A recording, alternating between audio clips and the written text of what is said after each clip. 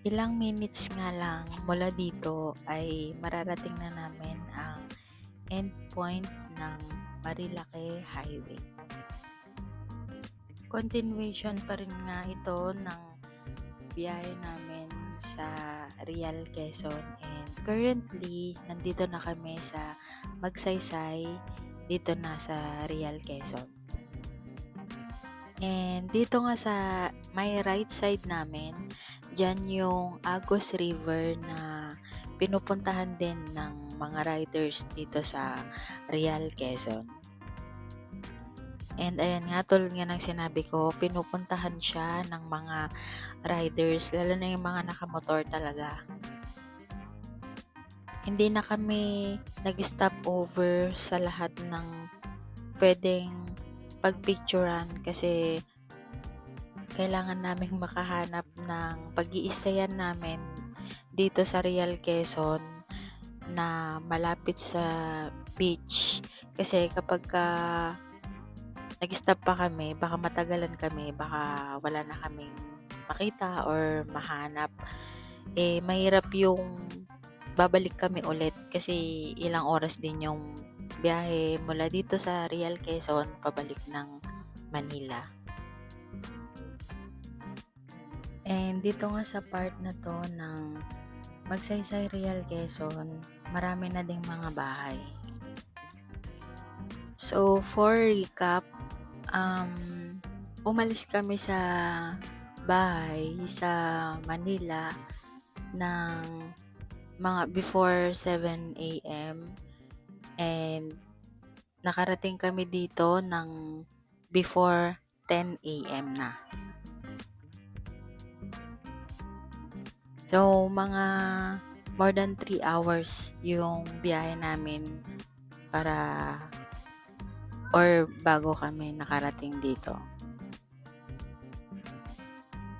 Since mag-overnight nga kami doon sa pupuntahan namin, kung may mahanap man kami, may dala na din kaming ibang foods. May dala kaming tinapay and meron din kaming portable na lutuan para in case na may mahiraman kami ng mga paglulutuan doon, kung sana meron man, ay makakapagluto kami, makakapag-prepare kami ng food namin para hindi na kami bibili doon ng mga lutong pagkain. And sana meron din paglutuan doon ng mga ihaw para happy. And dito pala sa part na to, meron na kayong pwedeng puntahan na gas station in case na maubusan kayo ng gas.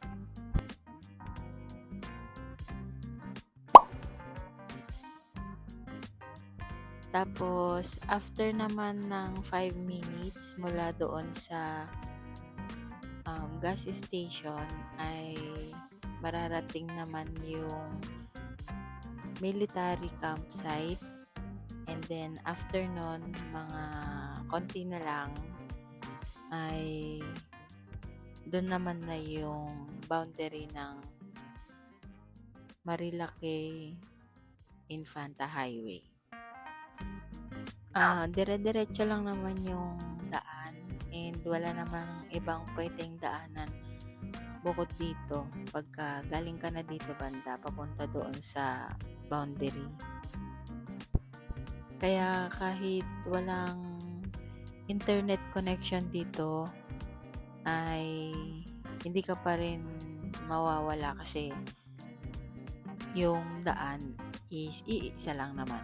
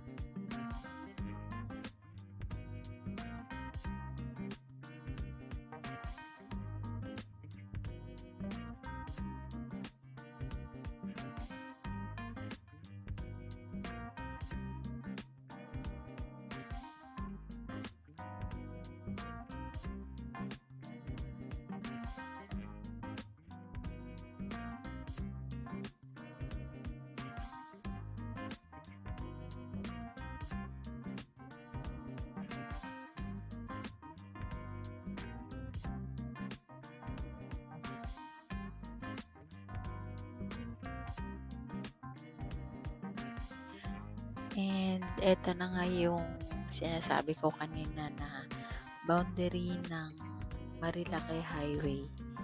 Then dito sa diretso, yan, Infanta na to. And then doon sa right naman, yun yung Real Quezon. And doon kami pupunta. Pero konting diskusyon muna kami kung saan yung dapat na pupuntahan namin.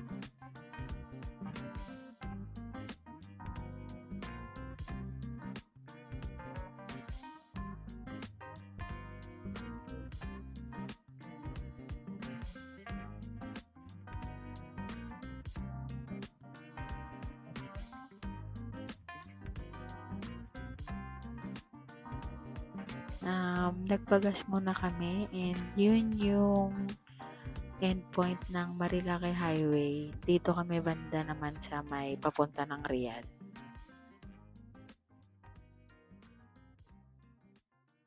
Ito na yung simulan ng paghahanap namin ng beach resort na mapag-i-stayan namin overnight doon sa Real. Madadaanan namin yung campus ng Southern Luzon State University dito sa may Infanta. Madadaanan din muna namin yung arko ng Infanta bago kami makarating doon sa mga beach resort sa Real.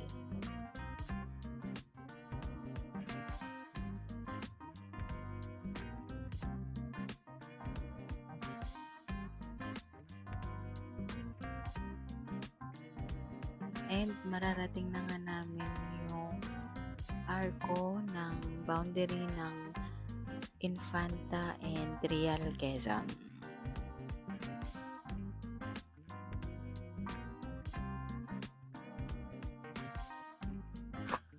So, itutuloy-tuloy na nga namin ang paghahanap namin ng mai-stayan kasi kami ni boss nung time na to ay coffee lang yung breakfast namin. And yung sabi naman ng mga pinsan niya na nag-breakfast sila. So, sa aming dalawa ni boss, okay lang naman yon sa amin. Makakatiis pa naman. Basta ang mahalaga ay may mahanap kaming matutuluyan kasi wala, pagod na. Hindi kayang bumalik ngayon kung sakaling walang mahanap. And napansin ko pala yung time na to na pumunta kami dito. So, Chinese New Year ay yung mga arko nila or yung ibang arko nila dito ay merong nakalagay na tarpaulin na Harvest Festival. So, baka katatapos lang ng harvest nila and nagse-celebrate sila sa kanilang ani this year. Madami na din kaming nadaan ng mga gas station. Kung kailan naman nakapag-gas ka na, doon sunod-sunod yung makikita mong mga gas station. Pero at least, ayun, may idea na kayo kung sakaling mapunta kayo dito at first time yung pumunta dito. Huwag kayong mag-alala, madaming gas station na dito park sa Real Quezon. And sa susunod nga na video namin after neto ay ipapakita ko kung saan yung beach resort na nakuha namin, kung magkano yung rate, kung ano yung itsura nung mga beach resort dito sa Real Quezon para kung sakali may idea din kayo kung saan yung mga pwede nyong puntahan or possible na pwedeng pag-stayan. See you sa next video namin.